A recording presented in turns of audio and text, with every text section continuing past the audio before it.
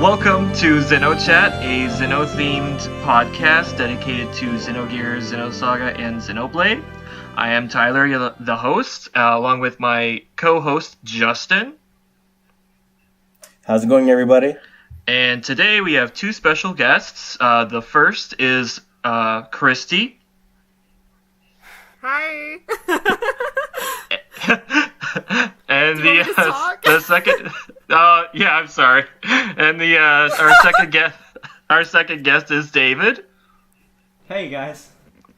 And we are here today to discuss a very important character to the Xenosaga series, and somewhat of a divisive character among kind of the Xeno fandom, and that is Shion Uzuki.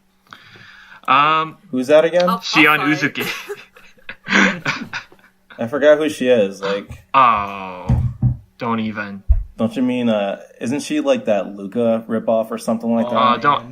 Don't even, Justin. Don't even.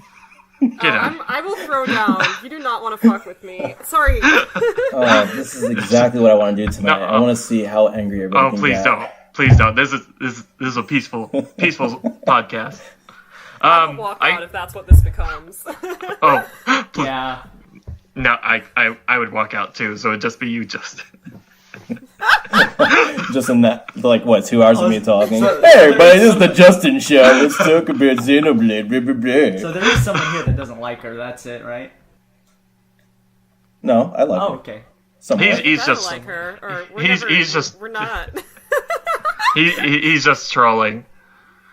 Okay. Exactly. But I guess before we get into this, I guess how the show's been structured so far. First, we'll talk about some Xeno news, if there is any news out there, and after that, I'd like you, Kristi, and David to kind of go into if you want to go into your history of the Xeno series, and then after that, we'll get into the topic. Sound good? Sounds good. Yeah. Okay. That sounds good to me. All right. So, in terms of news, there's not really too much. I mean, Torna did just come out, and I think when we recorded the last episode, it was before Torna had come out. So there's that. Torna turned out pretty good. I believe in an interview it was stated that was the last content that was planned for Xenoblade 2. Yes, and I though I loved all the content they made for Xenoblade 2, I'm kind of happy that this is it. I just want them to kind of move on, because I don't want it to be like Final Fantasy. Oh, sorry. I'm ready for Monolith's new project, really. Whatever they're going to work on next. Right. I know there was an interview that I saw today talking about, was it today? I don't know, time blends together. Takahashi mentioned that he might want to go into a third different direction with whatever happens next with the Xeno series, and I don't know how to... Oh, that was yesterday. Whatever. I don't know how to feel about that, per se, because I'm like, well, I hope that means, back to... Alright, I won't, alright, I'm about to get opinionated there. I'll just put that piece of information forward and not comment on it. It's fine. Say what you gotta say. Okay, alright. This is the time to be opinionated. Get your hot takes out there. I mean, on one hand, they were like, are you gonna go back to doing, sci-fi, Xenocross? And I'm like, okay, let's go further back for more sci-fi. But, I was and he's like, no, maybe I'll do a third option. And I was like, okay, alright, I don't know what that means, per se, but we'll see. Let's just hope, I don't know. I just don't want it to be Xenoblade. I'm not... unless it's I always call Xenoblade X Xenocross, because I think of it it's so different and so removed from the other Xenoblades. I don't want Xenoblade, I don't want Xenoblade 2, I don't want any of this mass marketed shit. I want to go back to the good Saga stuff. But if I have to have something, I don't know. I'm just I'm rambling at this point, but I thought it was a little interesting that he said that. Oh, no, yeah, it was interesting, because I'm, like you, I don't, cause, either he could go back to Cross, or just kind of go with what Xenoblade has become, but a third option, I'm like, that's cool, but what does that mean exactly? Yeah, it's just a really, really vague thing to say, so I'm like, I want to believe, but I'm not sure I do. But yeah, That's about all the news I can think of. but yeah, along with that article that what he had that quote in, it was basically about how Xenoblade 2 sales have been really well, especially outside of Japan. Like Takahashi was surprised by the North American and European sales, so that was really good news, because I think Xenoblade 2 is like the highest selling Xeno game. It's the best selling Xeno Tragically. game. Yep. Yeah. But still. Don't worry, I'm already right there with establishing you. The myself salt's as real. A wild I'm card. Yeah. Yeah. Yeah, I mean, if Xenosaga had these sales, it definitely would have still been here with us. But I'm happy for Mo. Better world. Yeah, I think I'm happy for Soraya Saga. yeah.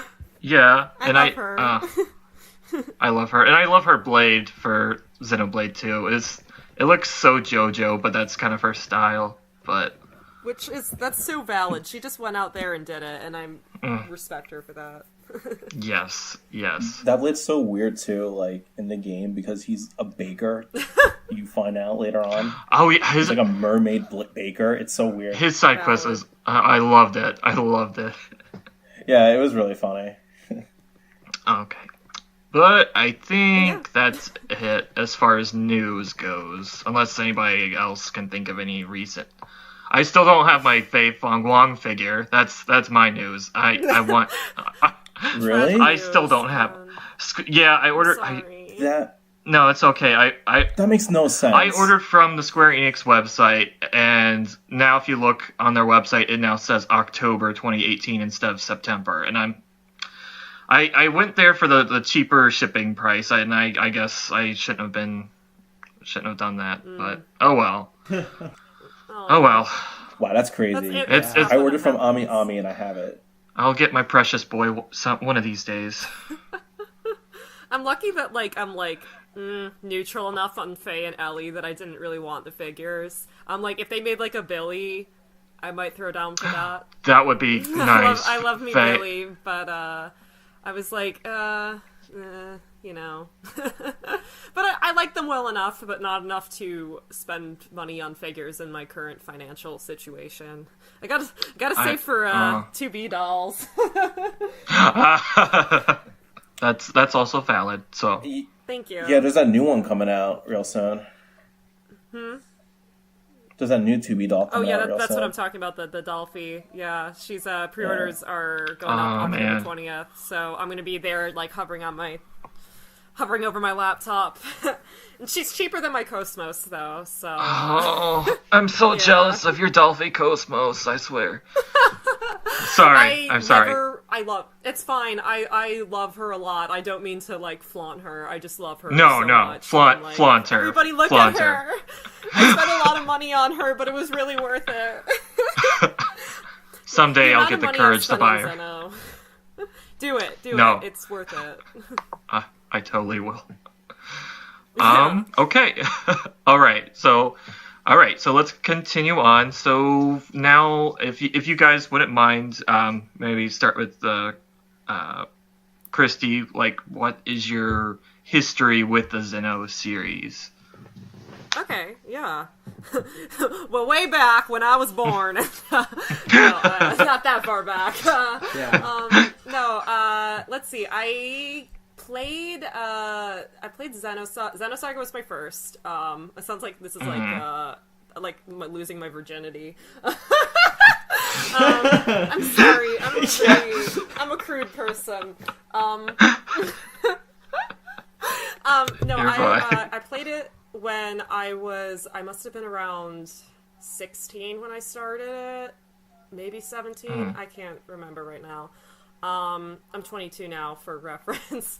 But, so I didn't play it as it came out, which I'm honestly thankful for, because I think of I think a lot of people around my age who, like, know of it are like, oh yeah, I played it, like, when it was coming out, when I was, like, in middle school, and it scared me shitless, and I never wanted to touch it again, and I'm like, okay, glad I waited. Because I knew about it when I was younger, and, like, wanted to play it, and KOS-MOS was, like, my gay awakening, but, like, I was, like, a baby and, like, a coward, but I'm glad I waited, and it was definitely fell, like, head over heels really hard, and like probably for like the next year or so, it was like right at the end of high school for me, so I would say like 17, when I was like 16, 17, when I was playing it for the first time, and it made such a huge impact, especially when I was like, you know, it's big to, you know, finish high school, I think. I mean, it sounds so trivial to me now, but like I think back, it's like,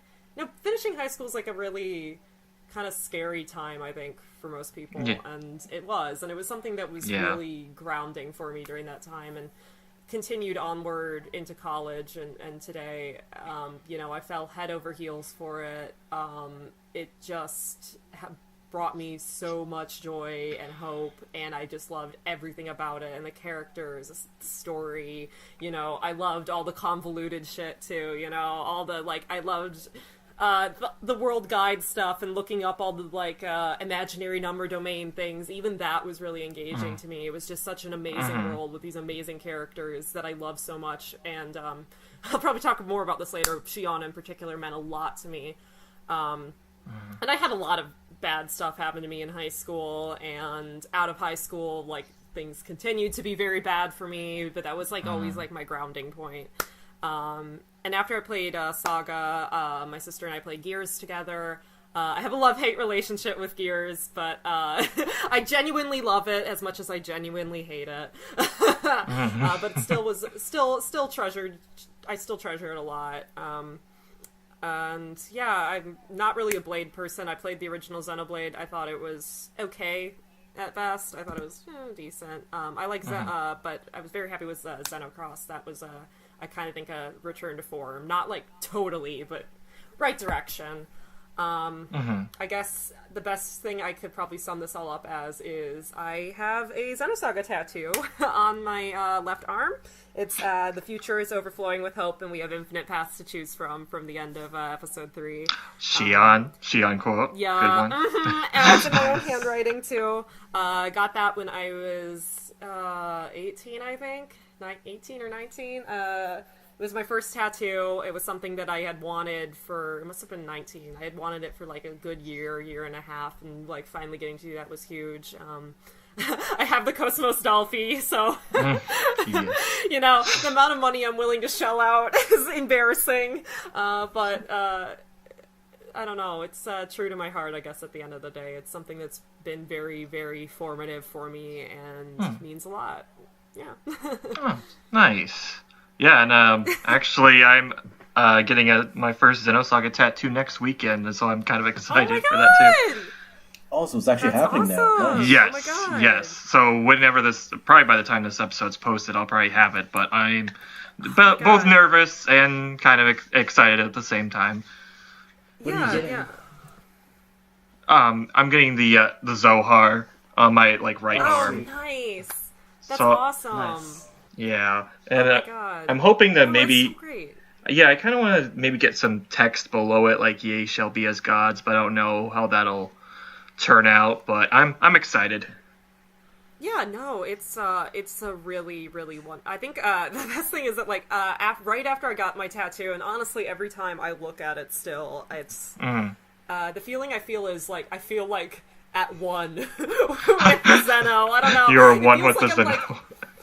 I've entered the collective unconsciousness. It's a really fulfilling feeling. It feels like, I don't know, it just feels like something just fell into place, like a puzzle piece of your soul has slipped back into place, and that's sort of, I don't know, there's this just really weird sense of fulfillment and unity and almost peace I felt and still feel with mine. I don't know if that's just me because I'm a really wildly emotional person that, but yeah, no, it's a good feeling, and I think you're gonna be really happy. And Is this your first tattoo in general? Yes. Or... Yeah. Okay. Yes, my first tattoo. It's different for everyone, but arm tattoos generally don't hurt too much either. So. Okay. Yeah, I've been hearing that a lot, so I'm kind of calming down a bit. Since I mean, have you seen my giant Persona one on my thigh? If I could go through like 6 sessions of that, you can do it. You can do one little arm thing. Oh wow. Yeah. It's not that bad. It'll be worth it. Good. All right. David, would you like to go into your history with Xeno? Oh yeah, guy. Sorry, I've been so quiet. I'm just no, it's okay. Kind of worried about my phone, kind of like doing that like weird, like it's like a delay thing. I think. Oh. Maybe slightly, but this should be okay. I think it's fine. So I guess I had kind of a similar experience. High school. Relatively, like, I didn't play it when it first came out, Xenosaga. But, there was just something about it that got to me when I played it. I don't know, the end or something, or the characters, I don't know what it was. But, there was no way that, I didn't even know about Gears when I played it. I was just playing games for the PS2, because I had a PS2 and I was, into collecting games for it, and I had Xenosaga 2, I think. Ironically, my first exposure ever to Xeno. Hey, whatever works. Yeah? But, like, I remember booting it up for the first time and hearing the image theme for Xenosaga on the main menu. And I was just like, oh man, I need to get into this. I don't know what this is, but yeah. So I went and tracked down the first game, and I tracked down the third game, and I ended up playing through the whole series, and man, I was just completely blown away by it. And there's no way that I played Gears, because Gears came out when I was like 4. So. Oh my gosh. I'm 24 today, but there's there's just like this gap, I guess, in it. But I played Xenosaga and I was completely blown away, and then I went into Blade. I didn't know anything about Blade going into it. I just knew that the people that made Xenosaga made it, and I was totally disappointed by it. Right? Oh no, my god! Thank you. I feel you, because Takahashi doesn't make things like for himself anymore. He just makes really generic, mass marketed things, and I'm like, no. Well, because when I played Saga, I dived I went off the deep end for this freaking series. I don't know what it was. I started reading books. I started going online and on forums and stuff like that. This was I don't know. It was an experience for me. It was an immersive. Yeah, it was an immersive experience. I went and I started getting into some of the influences of the game. I've read Childhood's End, and I've read some of the Hainish Cycle books, and I've read some of just science fiction stuff. I just got really involved. And and that's the thing about Saga and Gears, at least for me as a person, is that the stories of those games, the more you spend time with them, the better it is. You can just draw so much from the games, and I don't know, it was just an experience for me, I guess, playing through Saga. And then I played Gears. I played it not even that long ago. I played it a couple of years ago, probably 3 years ago. And then I played it again recently with my friend, because he watched me play through the whole thing. And I've been playing Torna now, but that was basically my introduction to the Xeno series. It's kind of similar. I was just in school, and I was just kind of... But it is kind of funny. I like to point out that Xenosaga 2 was my entry point. I just want to thank Yuki Kajira's music for that. Oh, yeah. Really. That's funny that you say that, because actually the reason I got into Xenosaga in the first place was I really like Yuki Kajira's music, and my sister was like, oh yeah, she did the music for the second and third game of the series. Do you want to check it out? And I was like, sure. So it was all because of her that it was like really came back, because I heard of it when I was younger, but I never had played it, and I like forgotten about it entirely. But then like hearing about that Yuki Kajira did the music for the second and third game, I came back to it because of that. So God bless her. God bless. Thank you, Yuki. Still one of the greatest soundtracks. Gosh. But like, yeah, just like you, it was just such a like formative experience for me. I just, I just started, I just got really involved with it. I guess it's like it's really fun to research and talk about, and like I was actually really surprised, after I played it and after I went looking for online, that most people didn't really like the series because I like it so much.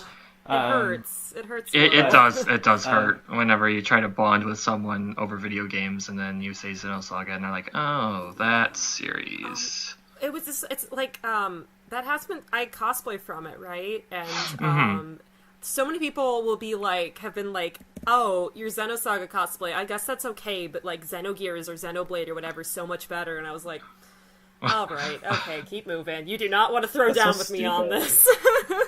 It's like, oh, thanks, I think, maybe. Oh. Yeah, it's like a backhanded compliment at that point. You're like, Or what's even worse is, especially today with like Xenoblade, is that because of Smash Bros. And memes, like, all right, so I had a friend, he made me a Monado. Oh. And it was like a foam sword, like what you would use in LARPing. He made me one, and he gave it to me at a convention, since that was like the next time I would see him. So I was walking around a convention. I was actually dressed up as Gintoki from Gintama, if anybody watches that. But I thought it would be kind of funny if like Gintoki was holding the Monado. So I had the Monado, and I'm walking around the convention, and man, the amount of people that came up to me were just like, I'm really feeling it. It's Shulk, right? Or like people even came up to me, they're like, oh, did you play Xenoblade? Yes! You're an idiot. Like, come on. It's really funny to me, too, because, like, the Xenoblade people who were really into Xenoblade used to be like, oh, I hate the, like, Xenogears, Xenosaga fans. They're so gatekeepy. And then they, like, just turned around and did it, like, way worse to, like, new Xenoblade fans. And I'm like, stupid. I hate people like that. It's weird, because it's like how with, like, Xenogears and Xenosaga fans were kind of, like, at first were kind of rough with each other, and now it's gone on to the Xenoblade fans and being rough with each other. It's like it's a eternal recurrence. Eternal recurrence. I like most of the series. I mean, like they all have their flaws in my book. I know I praise Blade a lot, but I can recognize there's a lot of problems with Blades. There's a lot of problems with Gears. There's a lot of problems with Saga, but I can kind of appreciate them all for what they did do right. And I'm not going to be like, oh, you don't like Xenoblade? Ugh. Oh, you like Saga too? Get out of here. It's like, for me, like, even for the ones I don't like, I just kind of just stay in my lane. It's like, I'm not going to go around and be like, fuck you for liking Xenoblade. It's a...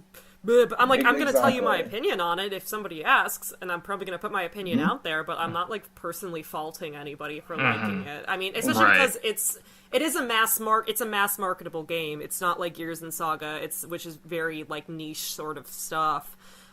It's a appeal to mass audiences sort of series. So it's like I get that there's more people who like it. It hurts a little for me, but I'm not gonna go out there and say that you're like a piece of shit for liking it and not liking the old ones.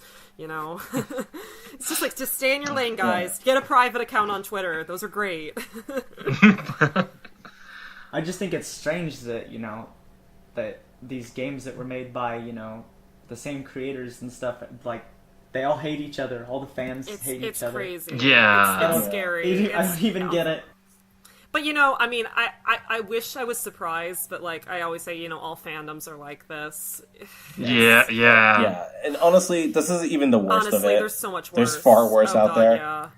it's because this isn't even the worst because it's smaller, and it's just the bigger fandom gets, the more it's gonna, the more people are gonna butt heads. That's why every time there's a new, Xeno game, then you just have more people entering the fandom, more people to butt heads, It's just how it goes. And sadly. And then when they change things up, then people get pushed away. Like, that was the big reason why a lot of people hate Xenoblade Cross.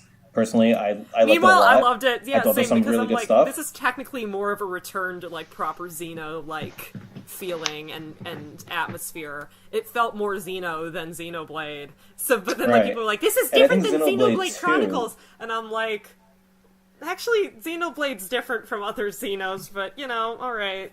I really wish it just had right, and that's kind of what they did with a different name. Go on, sorry. I wish I had a different name altogether. Oh, I always say, Same. Xenoblade was actually originally going to be called, like, Monado, I believe. Yeah, Monado, beginning of the world. And I always say that I wish it was, because it's so different, and I wonder that had it not been connected via name to Xeno, that if maybe there would be, like, less, I'm trying to find a way to not drop F-bombs and say this. It's very difficult for me. That's kind of how I always treated them. I treated them as their own thing, because, like, yeah, obviously Saga and Gears are connected, they're but not, I kind of treat them as their own like, thing. They are like spiritual, yeah. Right? But I'm just saying, like, obviously that there's that connection there, I get, right? I get jumpy, but I still treat so many people out here are always like, no, that's Gears fine. and That's fine. Saga take place. Believe me, I'm actually agreeing with you. I'm just saying that. Yeah, I kind of treat them as their own thing. They're very much their own series, despite the ways that people like to connect them. And yeah, there's some homages here and there, but it's really its own thing. Yeah. Totally. Okay. All right. Now that we have that out of the way, let's discuss the topic at hand, and that is with Shion Uzuki. My girl. Here comes the can of worms. All right. Yeah. Oh. So, I guess I don't know exactly how we'll go about this. We could go by each episode of Xenosaga and how she is, or kind of go over some of, like, common complaints with Shion. But I guess, first of all, I should say that Shion Uzuki is basically a head of the KOS-MOS project. She was with the first R&D division of Vector Industries. She worked on KOS-MOS with her deceased boyfriend. Deceased. Quotation mark. Kevin. Almost winking at the camera. Yeah. But yeah, there's hints of that he is very air quotes deceased in episode 1, which I was amazed when I went back and replayed. I was like, holy shit. I'll definitely have to put a spoiler warning on this episode. Yeah. Oh sorry. Spoiler. We're not going to get around it. Yeah. But yeah, she's definitely a different protagonist over some of the other Xeno games, because we had, I wouldn't say she's technically the only female protagonist, because depending on how you treat Cross, I would definitely say Elma's the main character of Cross. Yeah, and even if you're saying your Cross is the main character, which I would say it's not. I mean, you might be playing your Cross as a girl. So, correct. But even if it's but I would say Elma is more the main character than your player. Mm-hmm. So. Yeah. But yeah, what's everyone's? Well, I guess we know some of the opinions on Shion, but we have some opinions. Well, like Justin, what's your opinion on Shion? All right, so my opinion on Shion, I've gone through several phases with her. On one hand, I absolutely adore her. Then there's been days where I'm like, she's a freaking scumbag. And then there's other days where I look at that and I say, you know what? That's actually genius. So it's like I go back and forth between absolutely loving her and absolutely hating her. And it's just like I'm so conflicted on this character, but not necessarily in a bad way, because I kind of think it's because this character can have that kind of effect on me. That's also kind of genius.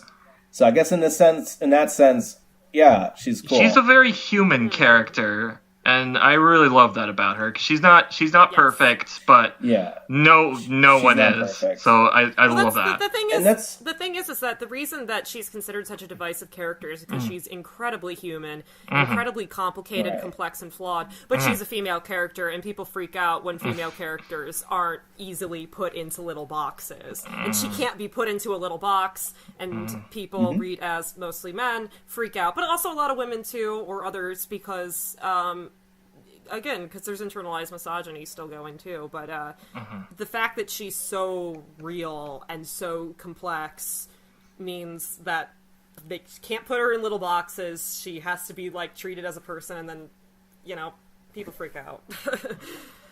Yeah, and that's kind of where I was getting at, like the fact that I even have all these wildly different and conflicting feelings about her, that says something about the way she was developed. And I think the fact that she can have that effect on somebody, that's a pretty good thing. That's really cool. That shows a character being developed over the course of 3 games that's done in a way that you don't always see in Japanese works, especially works that are based on anime, or I know this isn't based off an anime, but I'm just saying, like, and generally in this kind of style of storytelling, you don't often see that. So for that, I think Shion Uzuki is a really impressive character. I'm like right there with you, because I didn't even know how to take her when I first played the end, or when I got to the end of episode 3. I wasn't sure, I mean, I didn't hate her. Like, I couldn't hate her. Like, but like, I wouldn't have, it's like, it was one of the first things that I'd experienced, I guess, games, movies, books, whatever, where it's just like the main character did something that made sense, but I didn't really agree with. Like, I wouldn't have done that. In her shoes, I wouldn't have done what she would have done, but, like, I can't hate her for doing what she did, because one of the things about Xenosaga that impressed me all the way through was that, and Gears too, we kind of get, we get that from Faye too, is we get, like, we get it from the beginning. We have her childhood, and we know from the database, that she went to school, so she has colleagues, and, she works, and she has this job that, she really cares about, and people that she really cares about, and, people just kind of expect her to do things, but that's not what, she decided. And I don't know, it just kind of blew me away, really. I didn't really know how to take her when I first played episode 3, because I was just like, well, I don't think I would have done that. But at the same time, like, it's all there. Are you referring to, like, her leaving Vector, or her, like, stuff with Kevin at the end? I'm sorry, like, I'm not trying to figure out, like, exactly what you're referring to. when she makes the decision, okay, spoilers, obviously. Yeah, I'm sorry, we gotta get spoilers here. We're good. We're good. Like, super spoilers. Cover your ears. When she makes the decision to side with Kevin at the end. Okay, alright. Okay, and basically when she turns against the party. I figured that's what you were talking about, but I wanted to be sure, because I know a lot of people, especially people who didn't play Missing Year, which is okay because it's hard to find, and also it wasn't written by Takahashi or Soraya, and it was not great, but important still. No. This is really weird for me though, to hear. This is, like, different from how I experienced her. I mean, I really like her. Like, I really respect her as a character. I mean, it's actually kind of ridiculous that, she faces, like, so much, like, animosity in the Xeno community, because it's kind of ridiculous, because everything that she did made sense, and it's all there. I don't understand. That's, like, the disconnect with me and, like, people that play Saga and they don't get it. Like, for me, everything is there. Like, the framework for her decisions, and everything that she, that led up to that point, because when we're in Shion's consciousness, we see her interacting as a child, with young Kevin and all that stuff, and we also get to see in both, and actually all 3 of the games, even episode 2, we get to see tender moments with Shion and Kevin together. I mean, so he's obviously somebody she really cares about, and not just not a little bit, but really, really cares about, and like, all these other party members, and that's what makes Xenosaga so genius, is that all these other party members, like, they have different, backstories and stuff, what's about, and perspectives about what's going on, and, they obviously, they're obviously Shion's friends, one of the party members is, her sibling, a blood relative, and, and here she is, making these decisions that, they don't agree with, but, everything that she decided to do is still, it all makes sense to me.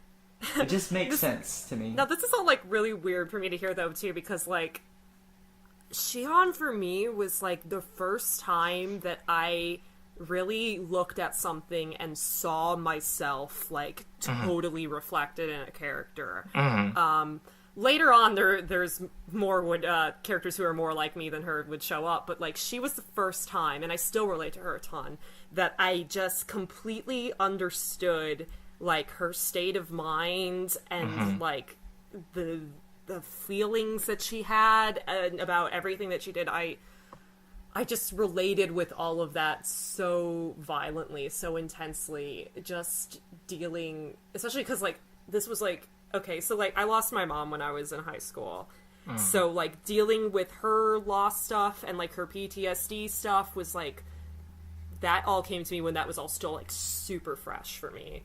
So, I saw that in myself. I saw her just, like, bottomless spiraling despair and depression that she was sinking into with the PTSD and, like, trying to deal with that, but not doing a really good job of it, and feeling just hopelessly confused and lost. Those intense, horrifying feelings were just so raw and so real to me. I was just like, that's what I'm feeling right now. That's what I'm feeling. And seeing that reflected in this amazing character was just, like, so powerful for me. And that's when I get really, really defensive, is when people are like, oh, I fucking hate Shion. She's such a bitch. And all that. I'm like, okay, wow, it's, like, kind of feels like a personal attack on me, you know what I mean? Yeah, it just feels so real. I mean, I don't get it. I know they don't mean it as an attack, but, like, when you're literally like, I hate this character and everything about her and her entire personality and everything she feels, it's like, okay, so you, like, literally hate me then. That's cool. That's cool. It's hard not to take it personally when it's like that, when this character is so raw and real for me. Yeah, I understand that too, because I remember a few years ago there was an article on a website which I write from them now, so I probably shouldn't be saying so much. I think I know which piece you're talking there was an about. article. Plugging. Oh, I know which website you're talking about. Oh gosh, but I think I know which piece oh my you're talking gosh, about, too. I shouldn't be saying anything. I think I know exactly which piece you're talking about. They were saying, like, the best and worst female RPG characters, and of course, on the Hall of Shame was Shion, and I definitely don't agree with. It's misogyny. It's straight up misogyny. I will say that again and again. It's because she's a female character who is complex, has negative emotions, and also not just that. She's also an assertive character. She's not a very frail person. She's a very forward woman. She's a very intelligent woman, a very forward woman. She puts her feelings and thoughts out there. She's very firm and assertive, and people can't take that combined with her being a flawed, complex, realistic character. And if Shion was a man, there is no way that people would be this critical of her. They might still be critical of her from a whiny perspective, because, like, people then would perceive that as, like, non-masculine, but still, it's Shion being a woman and being complex and being assertive. At those two things together are what make people hate her. It's straight up misogyny, and there's really no way around it. Yeah, I mean, this comes from somebody who studied this stuff extensively, so. Yeah, I don't know if that's exactly where they stem from in this particular article, but it definitely, like, some of the things they listed, like, I brought it up right now, but it's, like, saying she doesn't grow as a character is completely false, and Well, it probably stems from the Yeah, same place, but then they, like... sometimes when people, like, write stuff out or say stuff, they realize that it sounds fucking crazy, so then they start, like, reaching for excuses. And that's what that sounds like to me, because, like, nobody in their right mind's gonna play through Xenosaga and be like, Shion didn't grow at all as a character. She did not change or have any character development. That's, like, a blatantly wrong piece of information to state. So at that point, you're just, like, reaching for straws because you realize that what you're saying, what you actually feel about her, is wildly, violently misogynistic. Yeah, she definitely... It's definitely not a case that she didn't grow. She definitely didn't grow. That's for sure. Whether or not you appreciate or like the change, I guess that's one thing. But you can never say, oh, she didn't grow. I think a lot of it, some of it might have been perceived because people don't really understand, like, negative character development. In a sense, it was that for her. I wouldn't say that it's one-for-one negative character development so much as her inner self starts coming out more and more, because as things get worse, she can't keep pretending any longer. She can't keep, like, pretending to be, like, happy and friendly anymore, and she slowly, becomes more and more unstable because of that. And there's just so much veneer pressure starts coming from everybody off. else, too. Yeah. Like, man. The veneer comes off, and then, so it seems also, negative, but it's more like, probably for her in terms of coping and, reaching the root of her problems. It's probably good that the veneer gets off eventually, but you know what I mean. And also, it's kind of interesting, because I know you mentioned the PTSD element of her. Yeah. And it's really hard to write about that, and you often don't see it in Japanese works like this, or like I'd be careful to just put it like that.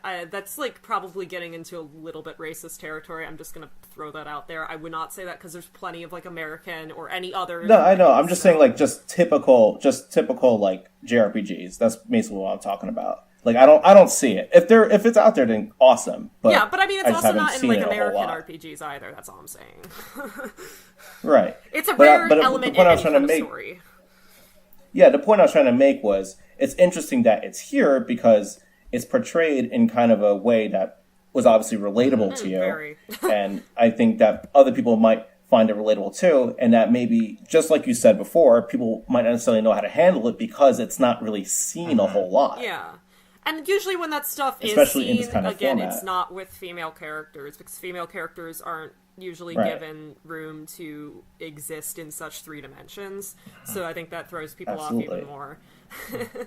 Like a recent series that did something kind of similar was Steins Gate. Oh God, yeah. Has anybody been watching Steins Gate Zero? I know the anime just premiered, but I read the novel. Me neither. My fiance and I, we've played a little bit of the VN, but we haven't gotten that through yet. But I've seen the original Steins Gate, And the PTSD So, like, in the that VN, is amazing too. The VN and Zero, they go more into that. I have no doubt, because this is the point. This is the point I was trying to make. You don't see it often, so it's kind of interesting that when you finally do see it, it's interesting to see how people react to that. It's can sometimes make you feel pretty disappointed in humanity, tragically. Right. But no, I wish that more people would at least, like, listen. Like, I don't know, like, you don't have to, like, get it right away, especially if this isn't something you're used to. But, like, just going around and, like, acting like, I don't know, it's you should just hate this character or something, or it's it's really whiny and not being opening to listen to what, like, other people have to say about it, and people who, like, might know the subject more intimately than you. You gotta at least, like, keep an open mind, I guess. Right.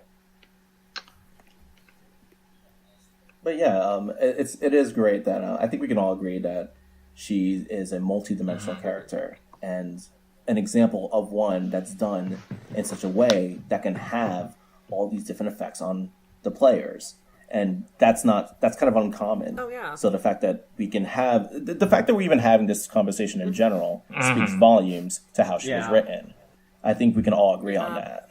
Yeah. I mean, I always say that I never... I want, no matter what I'm doing, I want somebody to hate me for it, because if somebody doesn't hate you for it, you're probably not doing something right. Because if we're living in a world where, like, Donald Trump exists, then, that's kind of how it just is, If that makes sense. Does that? Do you know what I'm saying? Yeah. We're living in a world where Donald Trump exists, so, like, if I'm not... There are people out here who are...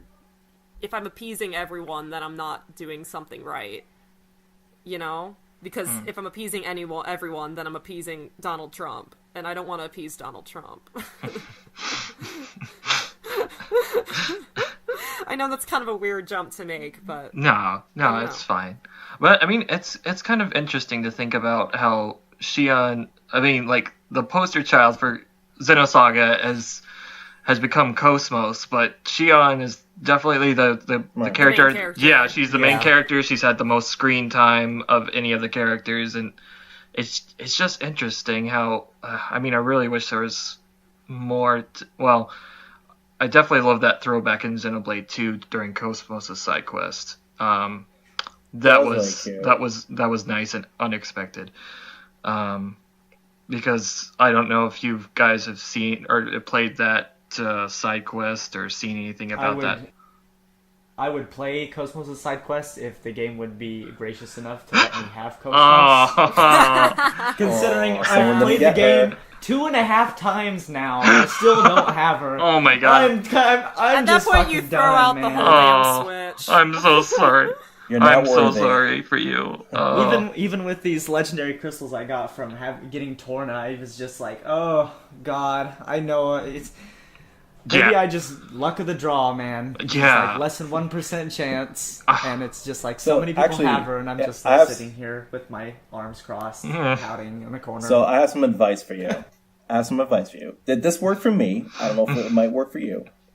So a summoning circle. When I got no. So when I got Xenoblade 2, and I was playing it, I absolutely hated it, and then I got really pissed off because the game has some notoriously bad memory issues. So the game would just crash if you leave it on for a certain amount of time and you don't close the application. Like you put the Switch into sleep mode, and then if you do that after a certain amount of time, the game will just crash. So it crashed on me in the middle of, I think it was Chapter 3, when you get Mithra. So you fight that boss, and then in the middle of the cutscene, you get Mithra. The game just crashed right in the middle of a cutscene, and I couldn't save, so I was pissed off.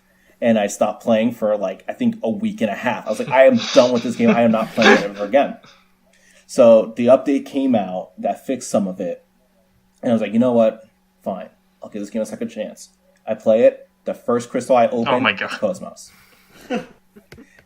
I think that was the game's way of trying to get me back. It's like, you know what? We're sorry. We're sorry we screwed up before. Here's KOS-MOS. Be happy.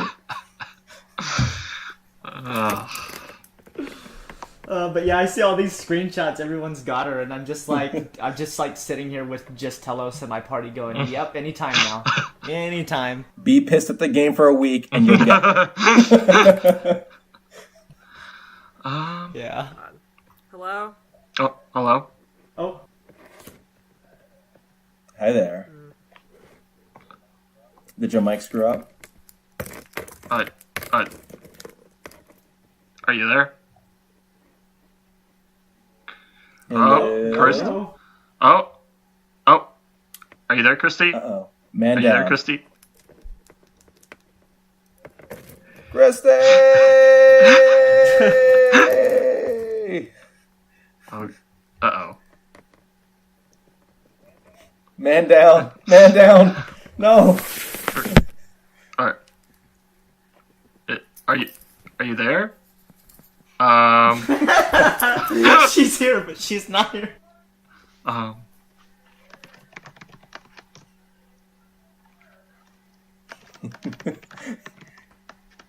I can't spell. I think she might have locked off by accident. Uh, Well, fellas, we pissed off the first and hopefully not last woman we have on this podcast. No, as long as there's Xenosaga fans, I'm sure. Yeah. Because I'm trying to think of what else we could talk about in terms of Shion.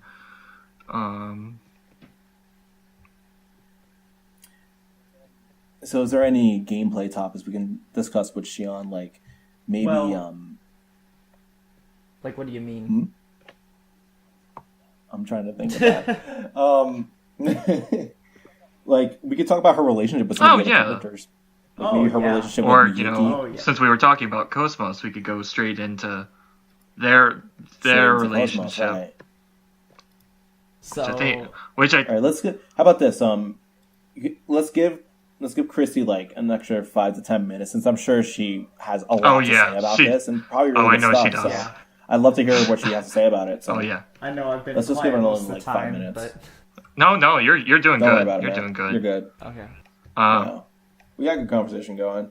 Because I mean, we've technically already discussed her relationship with Kevin. Yeah. Right. I want to go into Jen a little bit though too. Yeah, and her and her brother. We can do that as well. Yeah, because that was always a fascinating like relationship to me, a brother and sister relationship in a game. It was kind of interesting because it definitely. I mean, she seemed very standoffish with him, but because it almost felt like she was blaming. Okay, I'm back. I'm sorry. Oh, good.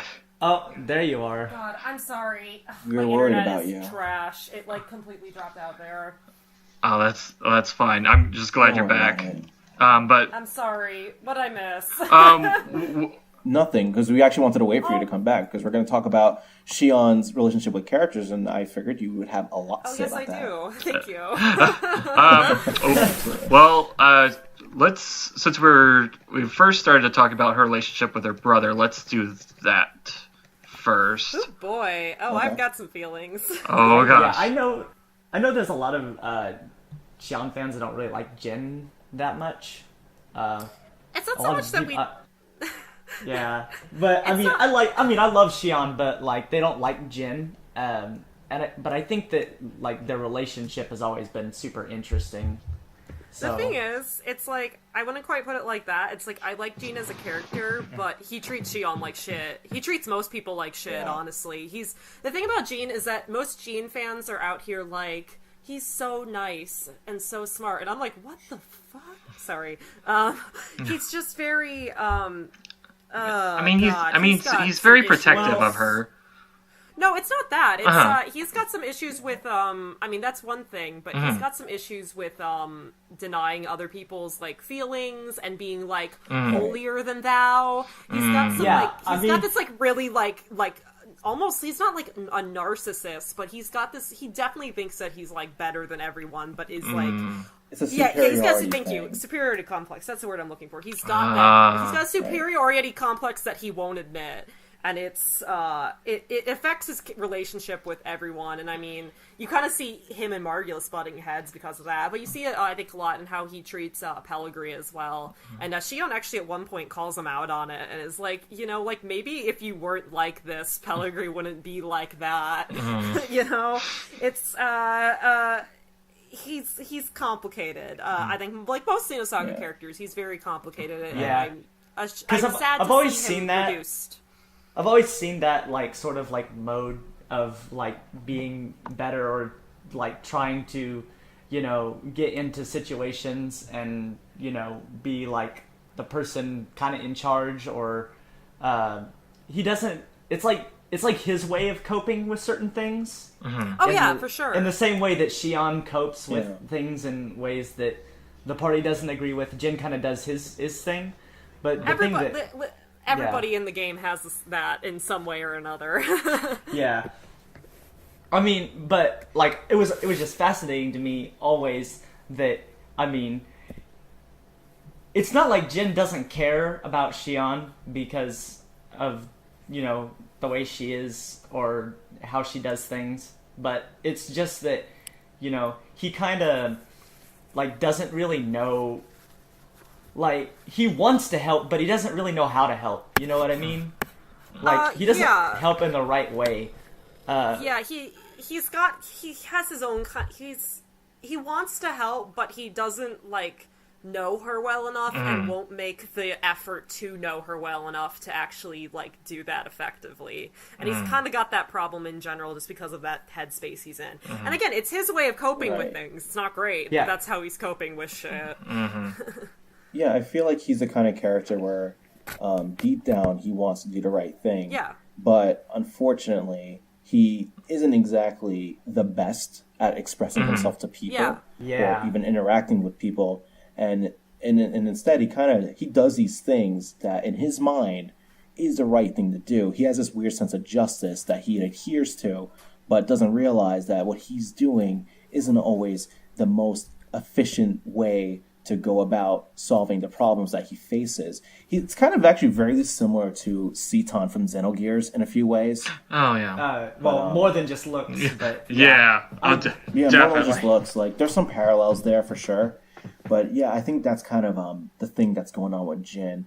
And actually, you could kind of say that with a lot of the Xenosaga characters. They all have their own sense of justice and their own ways of doing. They all have their own ways of like viewing the world, and it like kind of just affects the other characters in ways that I don't think that a lot of the characters themselves expect. Like Jin's obviously, I think one of the scenes that I think of in Xenosaga 3 is when Jin leaves the tea on Shion's like bed. You know what I'm talking about? Yeah. He like leaves the tea there, where he's like, I want to help you, but I'm not really gonna talk to you about it. Yeah. But that affects Shion negatively more than he expects it to, I think. But it's fair though, because he's doing that thing where he's like, I'm going to help you, but only as I see fit. I'm not going to actually make the effort to help and find out how to help and help in the way that you need to be helped. He only does it to the extent that he can recognize as helping, and can't go beyond that. It's helping without helping. He's doing this thing where he's patting himself on the back, oh, look at how much I've helped. And then it's no, you didn't do that. Well, I mean, I can understand a little bit. Maybe, he just doesn't understand how to help, and I feel like that might be tearing him up a little bit, because he wants to help her, but he just doesn't know how, and it's maybe heartbreaking at the same time. Yeah. And, even when Shion does turn against the party, I don't think Jin really knows how to help her. Obviously, he kind of just goes the other way with it, and he's just this is the way you're going, then fine. Yeah, because it's not him that steers her away. It's Alan and KOS-MOS that snap her out of it. So it's But again, you see him doing that the way he's all right, then let's fucking throw down. It's again. Yeah. He doesn't help. He only helps as far as he can, do in his own little sphere. He does not leave his sphere. He doesn't, really get out of that space that he's in, of, that superiority complex, and that I will only help in the ways that I think people should be helped, and not, respond. He doesn't get out of that sphere of just not responding to others until the very end, and unfortunately we all know where that ends. But he has his moment of redemption there, where he realizes, though, what he's been doing wrong and how he's driven everybody away all this time, because he's only willing to go so far for people because he thinks that his way is always going to be the right way, and he realizes it tragically at the very end. That's true. Yeah. I've got strong feelings. I can tell. I've got some strong feelings. I think the fans similar to, again, I kind of talked about people being harsher on Shion because she's a woman. Similarly, you've got that, people think Jin is, this cool, mysterious guy, so people tend to be, softer on him and, make him a nicer person than he actually is. You see that, I think, a lot in the fandom, because he's got that cool, mysterious guy vibe, and everyone's like, whoa, and I'm like... All right. See him for what he is, That's all I want people to do. And I think he's a great character because he's kind of a jerk. And you know what? That's something that I really like about the Xenosaga universe is that take on morality that they have. And you see that with a lot of the characters. Actually, this could be a good topic for another episode. Yeah. How Xenosaga tackles morality, because there's a lot to be said. I mean, we discussed a lot of it just now. Yeah, I feel like it goes into everything a little bit, but yeah. Yeah, but I really, really enjoy how they did that. And I think having Jin there, the fact that Jin is the way he is a great way to contrast some of the other characters' views on morality and how to live their life and how to solve the things that come their way. I think that's just, for that, I think Jin is genius. Kind of like how I said how Shion was genius for giving me conflicting feelings. I think Jin is genius for that too, because of his superiority complex and because of how he's so stuck in his ways. It's just yet another thing to help. And it even helps develop the other characters more and just makes them more three-dimensional. Something about that is I really like how he's, like, visually and, like, motif is, like, shown to be, like, stuck in his ways. Because he likes all the old stuff, right? Right. But instead of, like... Right. And it seems like... Exactly. But the thing about that is... Wait, I'm not done yet. This is an important part. Oh, no! This is an important part. Go for it. The thing is that in and of itself isn't bad, but he's, like, uses it almost like a shield. Like, much like... It's like a shield for him, much like... his, like, sense of morality is, like, he uses that sort of like a shield. Do you know what I mean? It's like, it's a metaphor almost for the way that he's like, oh, look at how great and right the way I'm doing things is without really, like, looking outside of it. So he, like, throws that up as a shield and throws his own ways up as a shield, and I think that like, old-style visuals and motif for him kind of accentuates that, if that makes sense. I'm having trouble, No, you're actually saying amazing things right now. And Thank you. I'm having trouble articulating it, but yeah. And I'm to add to that, you also see it in his behavior. Like, the game kind of plays him up as the cool, calm, and strategic character. But when you actually take a second to think about it, that's when you really realize what else is going on over there. Yeah. No, for sure. The game definitely, like, plays with your expectations for him, as I think he plays with his others' expectations for him in universe. There's a lot about expectations in Xenosaga now that I really think about it. Yeah, for sure. Yeah. And that even goes back to Shion. I mean, all the expectations that people had with her being a woman and being a lead character in this, they kind of had these expectations of her. I mean, like, when you first see her, she's like this really upbeat, like kind of almost like a happy-go-lucky type of girl. It kind of reminded me of Luca from Chrono Trigger a little bit in some ways, but obviously she goes a very different path than the way Luca did. You very quickly see with Shion that, like, her upbeat thing is, like, really, really fake, because it goes away more and more with each game. Because it's a fake persona she's portraying. Yeah, by episode...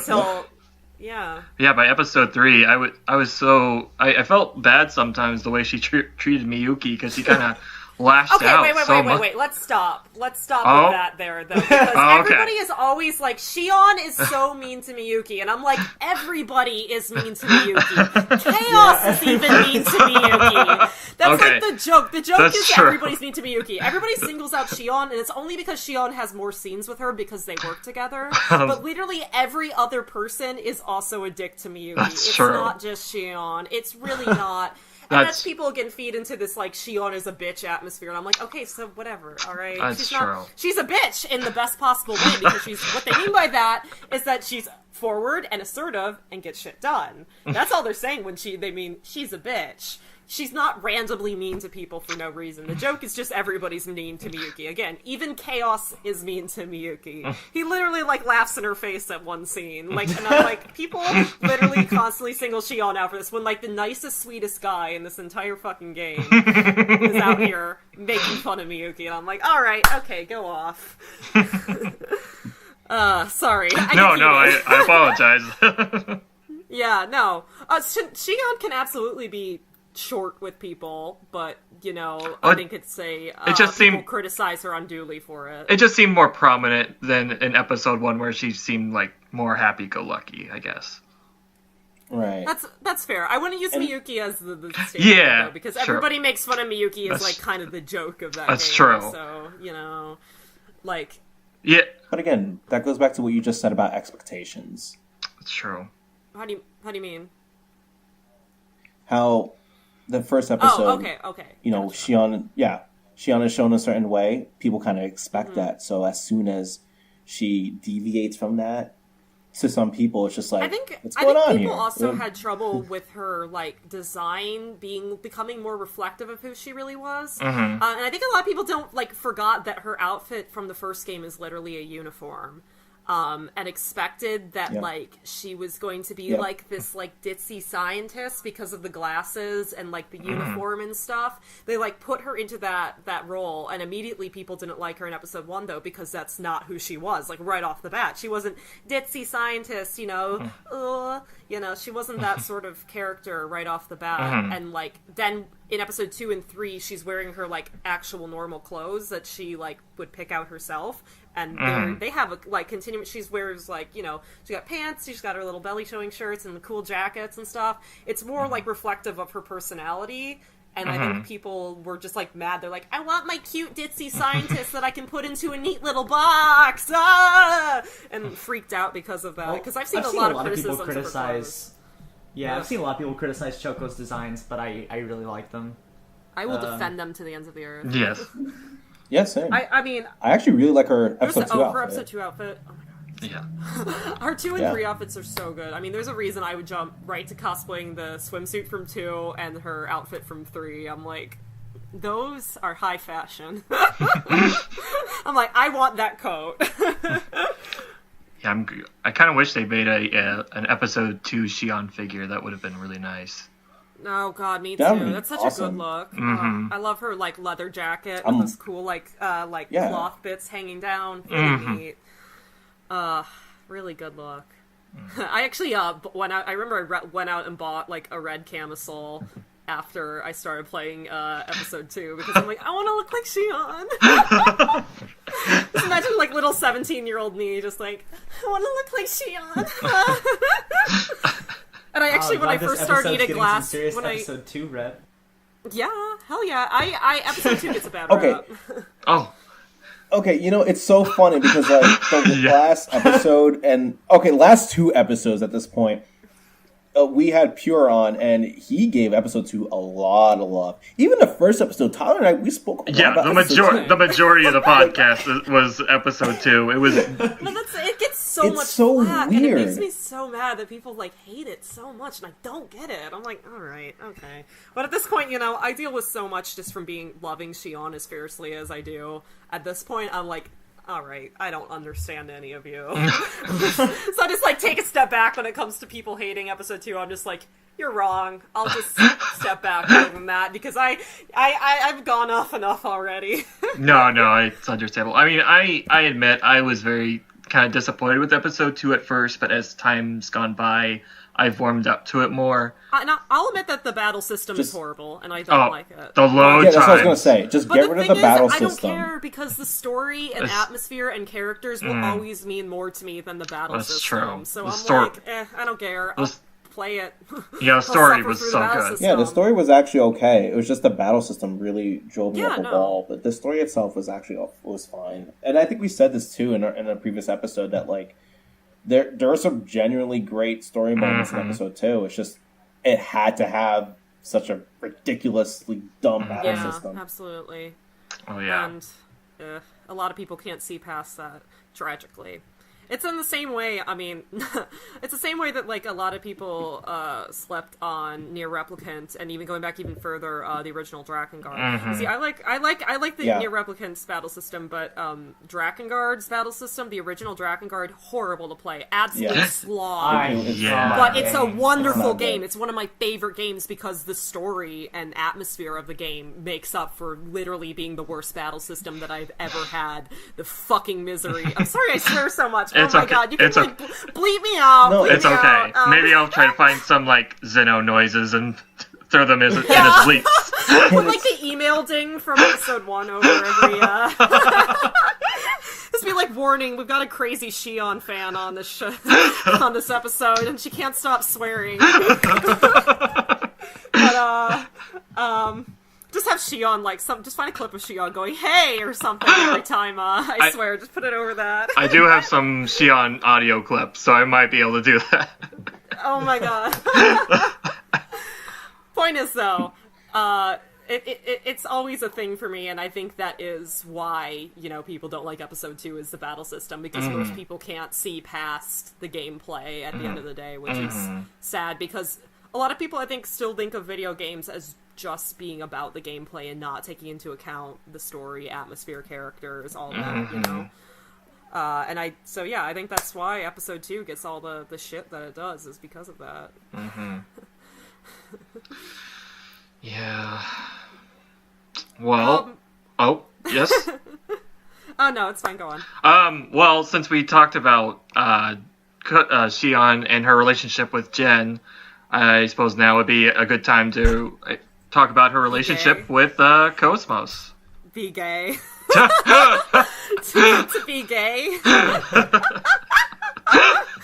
Honestly, Shion and KOS-MOS were actually the thing that initially captured me right away when I was first playing episode 1, because it's I think it's a very overwhelming experience to go right into Xenosaga, because it's a lot in episode 1, and they don't explain the terms. You gotta look through the encyclopedia. You gotta familiarize yourself with the world, so it can be really overwhelming. But even during that initial shock, they drew me, because their connection and relationship, I could tell right away that was going to be something special, and it immediately just captured my heart. I don't know how else to put it. And I remember the end of episode 1, I just felt so wholly in love with the series when, Shion's waiting for KOS-MOS to come back and tries to catch her and pull her up, that scene.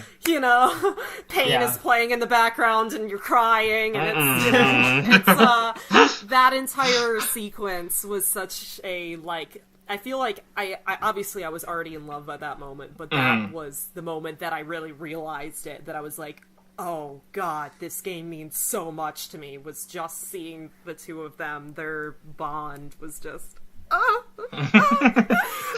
delightful.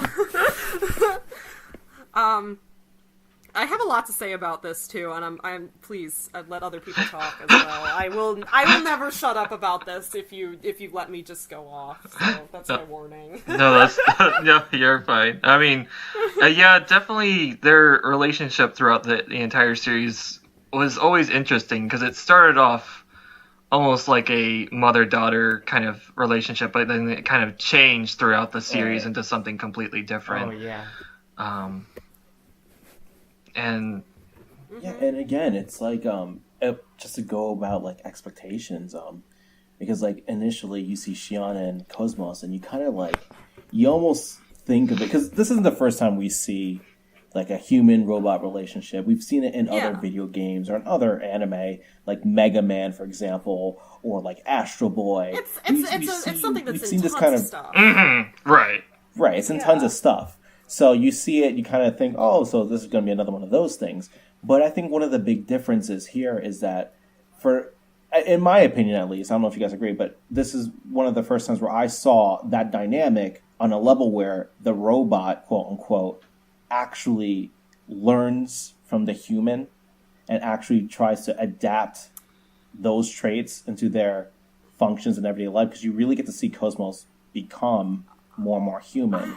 And I know Tyler and I, we've discussed this before too, and the way she acts, the way she even speaks too. It's just it's interesting. I think I saw it more as I don't know, obviously there is the human-robot interaction part, but I think there's definitely the relationship to me, and this is coming from somebody who loves human-robot stuff. I am fisting android girls. Not to. Sorry, I couldn't resist making the joke. God, somebody, I should come with a warning. Parental advisory sticker. I am not safe for work at any given point in my life, and I genuinely apologize for that. I don't know why I do know why I'm like this, but I don't have a filter. But I think that there was something more to it, because there's also the whole Mary Magdalene. Not, obviously, we're getting spoilers again, right? But there's the Mary Magdalene and her soul, fragment of soul, kind of within KOS-MOS. I think adds a level where it's not purely a human-robot relationship. So it has an element of that, but it has an element of something more along the lines of reincarnated, reincarnated partners, like reincarnated lover kind of trope, like the destined to find your way back to each other. So it's kind of got that like reincarnation. Yeah, very much. Yeah, like Gears. Like Faye and Ellie. And they definitely have Faye and Ellie parallels. That's what I was trying to get at. They've got the... That's what I was trying to get to, because like it's just because like you said, I 100% agree. It starts off as just like human robot, but it really does become something much more than that, and I think that's kind of what sets them apart from, say, the Dr. Light and Mega Man relationship that we've seen countless of times in the past. Yeah, no, it's a more complex entity than that, and I think also if you want to get into all right, I'll reserve that for my own, tuck that in my pocket for my own queer theory stuff. Sorry, just had a thought, but I don't want to get into it here because it would require like another hour of me just talking about queer theory in order to begin explaining it. But I think there's also like, how do I put this? There's also like a Frankenstein element to it, almost a building your own person sort of deal. Oh yeah, and that goes beyond like the human robot thing. It's a little bit different than that because there's, again, this is where I'm like, okay, don't go off into a queer theory thing, Kristi, or it'll confuse everybody because that will require so much explanation in order for it to make sense. Building your own person is gay is all I'll say. Go look up queer shit in Frankenstein if anybody's interested, or come to my podcast when we eventually get that going. But that's like another thing going too, is like the Frankenstein thing, and almost how do I put this? The creation taking on a life of its own in a way that's different from the robot, the robot creator connection. I don't know, it's a little bit different, I feel. Does that make sense? I don't know if anyone's read Frankenstein here. Yeah, I've read it. I 100% agree with you. All right. Yeah, I feel like it's a slightly different thing, and you got a little bit of that there. I mean, with less horror, but well, yeah. But I think that the inherently, and I think the fact that realians exist within Xenosaga kind of hints to that, where there's like robots, but what about like fleshy robots, you know, so to speak? And then like when you make a person out of flesh versus making a person out of metal, ends up with like different connotations within media. And I feel like I'm getting way off topic from where I was initially going. So I'm just going to reel this back in, tuck it in my pocket, and save it for my own podcast.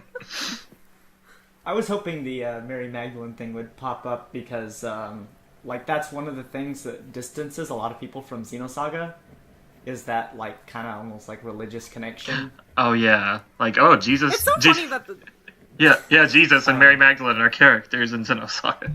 Oh yeah, Jesus is here. He's wearing booty shorts. But yeah, he's a more accurate depiction than most Christian depictions of Jesus because he's actually not white. Wow. Yeah. I was,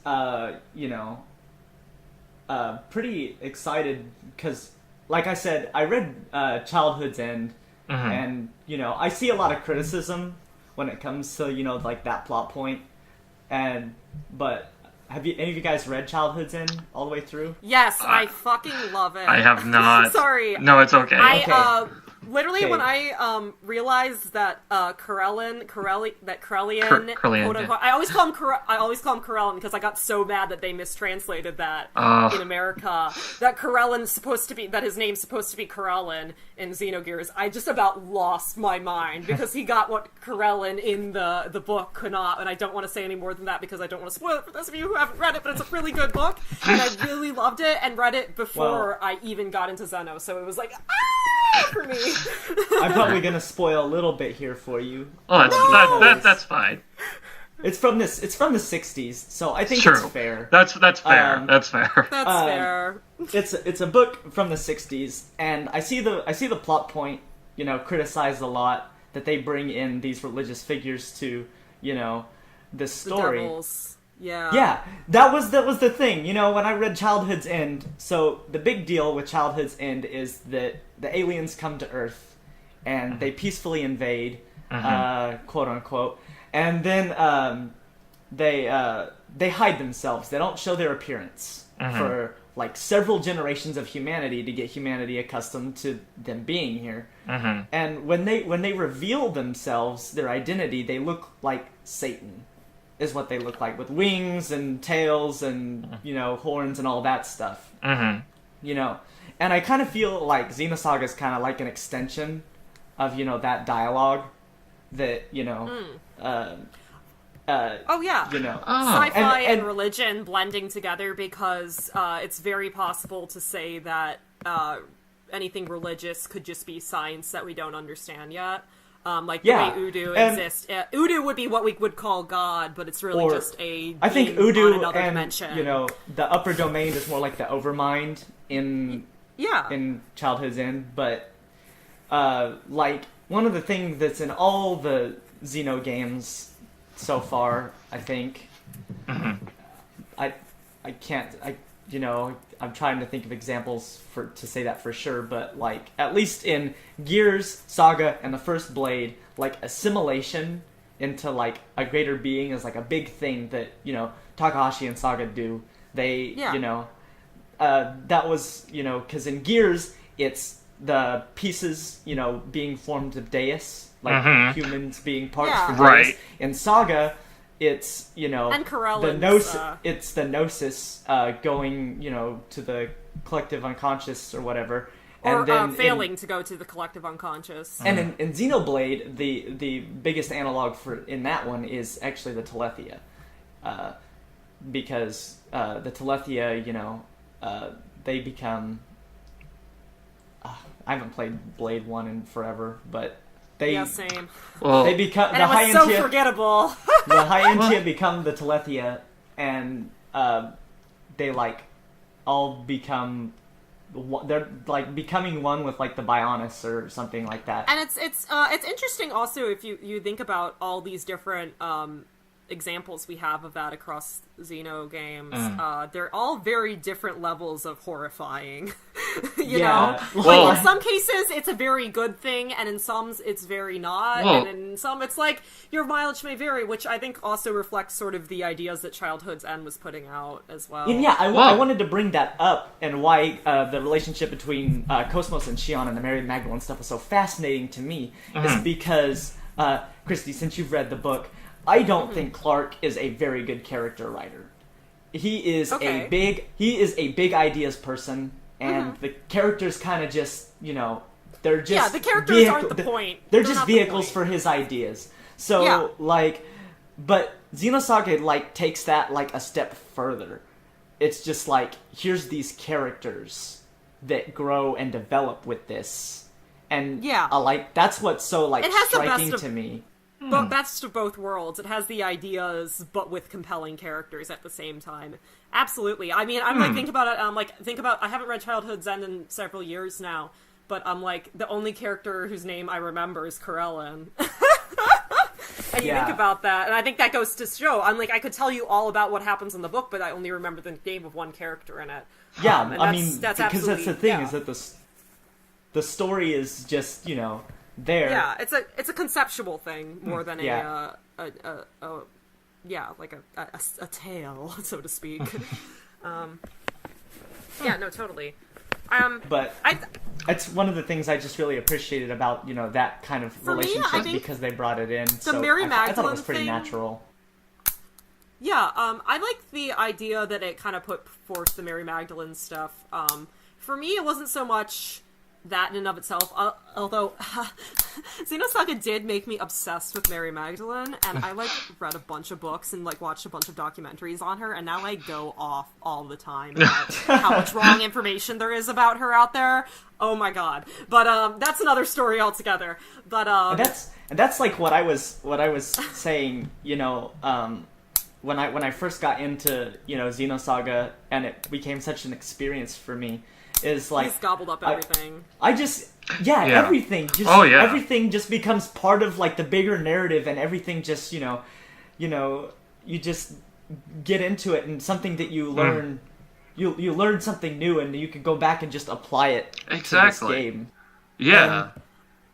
But anyways, what I was saying, regarding, like, I guess what was really interesting for me, though, was just the idea, and I love stuff like this, so maybe this is probably why I fixate on it, but I really like the idea, then, that there's KOS-MOS, and then there's Mary Magdalene, that, like, KOS-MOS becomes her own person, that's, like, based on Mary Magdalene, but then, like, also based on her own experiences, like, this idea that, like, I don't know, like, there's, like, kind of that, like, nature and nurture kind of coexist within every single person. So, like, if you make a clone of somebody, they're not going to be the same thing. Exactly. I mean, this is obviously the same thing with, like, Momo and Sakura, you know? Yeah. Or, like, you can all make of a clone of someone, but they're not going to be the same person eventually. Or... And I think that happens with KOS-MOS, and I don't think that's talked about enough in, like, the fans, among the fans, because... the same thing with the URTVs as well. Yeah, well, because we all know Dmitry Yuriev is one big hell of a bastard. But, Guinan's a really nice guy, and so's Junior. Citrine could have been. Let's just press F for Albedo. But yeah, no, that's the thing. It's such a prevalent theme across Xeno, and I wish more people would, like, mention that with KOS-MOS, because that's, like, one of my favorite things, is that she has her moment where she's like, I am not Mary, you know? And that's, and I think that's also, like, goes to speak about the complexities and interesting to her and Shion's relationship as well, because that sort of, she rebels and becomes her own person because of how much Shion means to her and everything she's experienced with Shion, because she will willingly defy what she was created for in order to save Shion, in order to be on Shion's side. You know, she it's like the one thing that is truly hers is that, like, love for Shion, and that those experiences that she shares with her are, like, what truly, like, gives her her own personhood outside of Mary. I think that's kind of where Justin was going with it. It was Justin, right? I can't tell anyone's voice apart. Okay. Yeah. But where Justin was going, how it's different than other, like, human-robot relationships. Yeah. Like, KOS-MOS kind of just kind of takes in those experiences and kind of just makes her own persona that's outside of, you know, what she was supposed to, quote-unquote, be, you know. Absolutely. And just all the characters in this series, they're amazing. Yes. They truly are. And I really also want to put it out there that there is, and maybe I will catch some heat for this, but I love catching heat. No, I will put it out there, and it's particularly actually, I actually do a whole bit on this in one of the panels that I present at conventions. My fiance and I do panels together, and our, like, flagship one, the one that, like, we always do no matter what, it's, like, our introductory 101 queer theory panel. I actually talk about Xenosaga at one part during it, and how, basically... well, the technical word here would be queer textual gaps, but basically what happens here is that in the scene where Alan confesses his love for Shion, KOS-MOS does the same, but the fandom completely overlooks it and trivializes it because it's same-sex desire instead of heterosexual desire. I'm gonna be honest, I'm not really that big of an Alan fan. That's fair. He's fine. I'm not, like, I won't live or die for him. I'm not, I mean, you know. and that's it for I don't me. love him or hate him. He's there. He sure is Alan, you know. He's cool. He's just kind of there for me, yeah. I don't know. Same. I don't hate him by any means. I just don't think he's the most interesting character at all. But still, though, that's the thing, is that the way that, you know, fandom will see, like, KOS-MOS' confession as, like, less legit, despite all the other stuff, all the other gay shit that happens in the series, the still, like, a forthright confession is, like, so foreign for people between, for like, same-sex pairings, that, like, people, like, literally can't process it and literally, like, won't see it. A really good example of that in, like, okay, actually, I should stop. I'm going off about queer theory. I'm going on my train.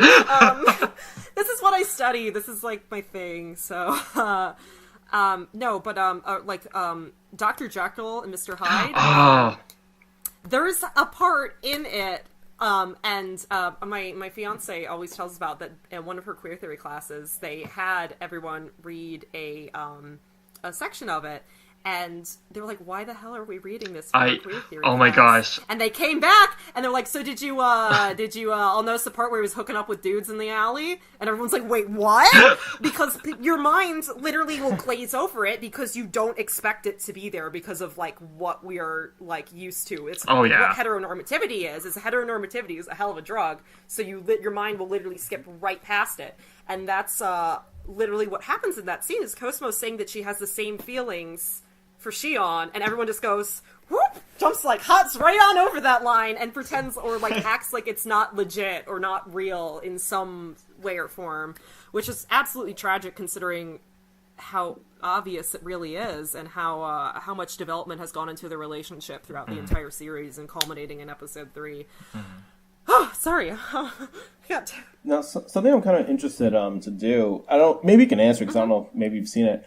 How does the Japanese version of that scene play I really out? don't know. I haven't actually looked into that specifically. I would imagine it's around the same, but because there's some, because I know sometimes there's because in Japanese you have suki and daisuki, and sometimes translators mess that up. Well, where those aren't even the words that are being used in the English version, though. It's a much more complex. That scene is a much more complex confession than just simply "I like you, I love you," or like using breaking out the big That's why I'm curious to see the Japanese one, just because I'm just kind of curious to know how they tackle it. But even then, I'm not going to say that even if it was different, I would not say that it delegitimizes the English one at all either. No, definitely not. I'm just curious. Totally. I'm curious now too. Now that you bring it up, I know that there's. I might have to. My sister knows Japanese. I'll have her look at it because I know there's someone has the Japanese voice tracks up on YouTube. Actually, I think I have them all saved. God, but on the most part, I prefer the English dub, mostly because I really don't like Shion's Japanese voice actress. I think that she's incredibly ill-fitting. I'm not a super big fan of her American one either, but I at least find it a little more fitting. It's weird. Well, I at least like Leah Sargent more than like all the other voice actresses that played Shion. Yeah. God, yeah, there was... I forgot how many different actors went in through. Oh, God, that's another story altogether. Crispin Freeman, though, rocking as Guinan. We'll never get over that. He was... There's really, a couple of... that out of the park. There's a couple of scenes that I've liked watching in Japanese more than the English. Yeah. But oh, no, I think that like some of her emotional reactions in Japanese sound a little more believable. Oh no, that's my thing right there. Is that I think the Japanese version, I think Shion is much, like, technically speaking, better voiced because like I think her like emotional range is better. Yeah. And is more convincing. But her English actor, just at least she has her like just bass tone and like general like demeanor and like aura, I guess, I don't know, sounds more fitting. I find her like Japanese voice to be like a little too like almost like demure sounding, and I would say it's just cultural, but I would also say it's not, because there's such a, anime tropes and like such a wide range of voices that go into like I'm not a Japanese, I can't speak Japanese or anything, but like the scene where Virgil's there, like, dressing her down in front of the party, criticizing her and stuff like that, like, that that sounded really believable to me. And also the scene where she's getting tortured by Wilhelm, the scream is, like... Oh, yeah, it's, for sure. The scream is something else. Yeah, that's kind of... she's getting tortured. Kind of weird, but, like... It sounded kind of awkward in the English version a little bit, that scene. Oh, no, for sure. But again, as I said, I feel like the Japanese one's done technically better, but it's just the tone of her voice. It's just like, it just doesn't seem like it's a voice that is fitting for Shion. It, like, I put it, it's not quite as bad as this, but have you ever heard the Japanese voice for Raiden in Metal Gear? He has a really deep voice in Japanese, and it's really off-putting. Yeah, I've heard it It's the same sort of thing, where it's like, she opens her mouth in the Japanese version, and it doesn't sound like it should be coming out of her mouth. It just feels just really weird. It's just not a good, like, tone for her. But that's just my throwing my 2 cents out there. That's a lot more of an opinion than something I will, argue tooth and nail over. That's true. Well, we can all agree that Episode 2 Shion was probably the weakest of the Shions. Or voice acting wise. Episode 2 voice acting was I think that was another reason why I was disappointed in Episode 2 was because of that. It's a shame. Yeah, it had like so this almost issues. campy feel to it, and I was just like, oh. I remember Momo's voice made me cringe. Yeah, though she did get a little bit better in Episode 3, but it still was like... Episode 3 was fine. Yeah. But 2 was just ugh. You want to know whose performance was really good, though, across the board? Dmitry Yuriev. Yes. Oh, yeah. Really good. He was... really good. He was really good. Keith Sarabayko. Yeah, Keith him being Sarabayko good. was his actor. Really spectacular performance, and I'm always shocked every time I go back to him. I'm like, whoa! Now that's what I call 2006 voice acting. It's like really good, like especially for that era, because back in like early mid 2000s, dubs were like so hit or miss. Mm-hmm. But that was a hit right there. Like, gosh, he did an amazing job. I will never get over it. This is totally off topic. But I'll just never get over where he's like, remember your great father, and shoots the control panel and like backs out of the room while God Sib's playing, and I'm just like, this is the most. I need a drink. You know, it was an invigorating experience. Totally off topic now. No, that's fine. Is there anything else we'd like to discuss about Shion at this time? I could go on forever, and you probably don't want a 70-hour podcast about me just blabbing about it. So, in terms of the basics, I think we're pretty good. Yeah. Well, David, Justin, do you think we're good? Yeah. I think. All right. Do we have any yeah. Okay, like any closing comments? Thinking. Yeah, I mean, I guess I just want to say that I always hope that anything I say about Shion can at least, like, change somebody's mind about her a little bit. Mm-hmm. I really want people to see her the way I see her, or at the very least just understand how important she is to me, and how important she is, I'm sure she is to countless others as well, because she's such a well-written, amazing character, and has helped me through so much. And, like, I just want people just to love and appreciate her more, and also examine their own behavior and see, like, that, you know, there probably is some, like, nasty misogynistic roots to hating Shion. There's, like, a good chance of that, you know? Like, examine their own behavior. Just be open and willing to, like, learning and thinking differently. Yeah, I think with Shion, it's not good to, like, compare her to, like, other protagonists, or base her on some scale that, they have to start off this way, go through something, and, like, like, you can't always have the she's same... a well-written character. Yeah, you can't always have, like, the same generic, like, arc for a character. She goes through her own human. thing. Yes. Yeah. Exactly. Mm-hmm. For sure. All right. Yeah. Oh, okay. I just gabbed, just so everybody knows. It's okay. So I think we can just end things right here. I think this is a good stopping point. So thank you very much, everyone, for showing up. Thank you. I was No problem. definitely eager to talk about Shion, so I'm glad we were able to. I am always want to talk about Shion. Thank you for having me. This has been Thank fun. you so much for having me. Oh, no problem. I'm sorry that you're gonna have to go through and censor every single horrid thing that comes out of my mouth. It's okay. I'll if Okay. it proves too much, I might just let it go, and I'll just put it like a warning. Warning. Yeah, lots of warnings, spoiler warnings, cursing warnings. The works. That's fine. A warning for nothing Kristi else. existing. No. Okay, so first, let's kind of go around, and if there's anything you'd like to plug, like a social media or a project you're working on, let's kind of do that. So Justin, you first. Is there anything you'd like to plug? Yeah, sure. Even though by the time this uploads, it would have already passed. I will be at. It's happening again. Right? I will be at this weekend. This coming weekend, I will be at Comic-Con. Oh, nice. New York Comic-Con. Oh, lucky. And actually, the anime portion of it, because now they're doing the Anime Fest at New York Comic-Con. So there's like 2 conventions happening at the same time. That sounds like chaos. So I'll be there. this weekend, and I'll be hosting a panel on short and sweet RPGs worth your time. Nice.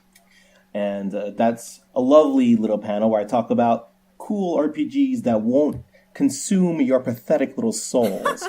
So if you think that's interesting, come check it out. I'm going to have a giveaway as well. And yeah, it's just a grand old time. I did it at AVGC, and I don't think I had the footage for it, but I don't think I've uploaded it yet. A couple things kind of went wrong with that, but it came out okay.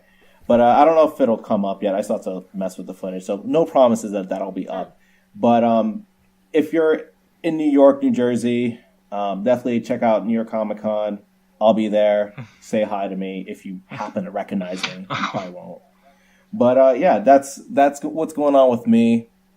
Follow me on Twitter at JustGiyu. Cool. And yeah, you can say hi to me. I don't bite hard. All right, Kristi. Well, I guess I'll plug Third Tower Productions. You can find us on Facebook. That's me and my fiance's panel group that we do for cons. We do panels based on academic queer theory, gender theory, and disability theory, and applying those to video games. We're about to start a podcast called The Ebony Ditch, which will also be linked to on that page. That's basically going to be the sort of stuff that we talk about at our panels, but like put into podcast form so we can go on for longer about specific topics and whatnot. We're really passionate about this stuff, so I would definitely love for people to check that out. Yeah, we're trying to use that more, but it's coming together slowly, bit by bit. And I'll also oh no, shit, I'm not doing panels there. Never mind. You can also check out my art Twitter at Athena Oracle. Yeah, come hit me up if you love Shion. Let's talk about Shion. And I can attest because I went to one of your panels several years ago, the Xenosaga panel. Oh yeah, a while ago. It was really good. I really enjoyed that. I've improved a lot as a panelist since then, but I'm glad you still enjoyed that. And we do a lot more specific panels now. But I talk about Xenosaga at a lot of our panels, and honestly, I would love to bring it back and kind of rework it into our queer theory sort of framework, because there's so much to talk about there. But I don't know if that's too niche for regular regular convention goers. I'd go. I know I'd go. Oh, thank you. We just spent 2 hours talking about Xenosaga. If that's not niche, I don't know what. Oh it yeah. is. Oh yeah. Honestly, I would like to see more of that at conventions. Because I have some of the writers for the site that I write for. I do speak to them about it because we have a couple of writers that are transgender, and that's one of the things we talk about. Yeah, it'd be really nice if we could have more panels that specifically talk about writing transgender characters in fiction. There's not a whole lot about it, and when you do have panels that tackle these, it's more along the lines of people just kind of using it as a way to just self-promote. Be oh, look at me. I care about them when I really don't. But instead of actually analyzing works that deal with those things. We're going into I studied gender and sexuality, and so did my my fiance, and that's also something that we study in our free times, not just in under the great university umbrella. And we're trying to bring that to people and that's why we're calling our podcast The Ebony Ditch. It's the opposite of the Ivory Tower. We're trying to bring that stuff down from high academia bullshit and make it accessible and interesting. And it's all stuff that means a lot to us. I mean, we're both queer women, autistic. I'm autistic. It's all stuff that's really important to us, and we really want to talk about it. And but video games are also really important to us, so we just put the two together. And honestly, Xenosaga is just an overflowing, bountiful field for this stuff. So I might do this. We'll definitely have a podcast episode on it though. Okay. So nice. Look forward to that. All right. And David. Yeah.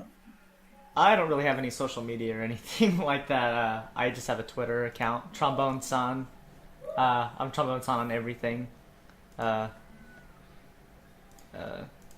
have a Kitsu, but that's it. That's fine.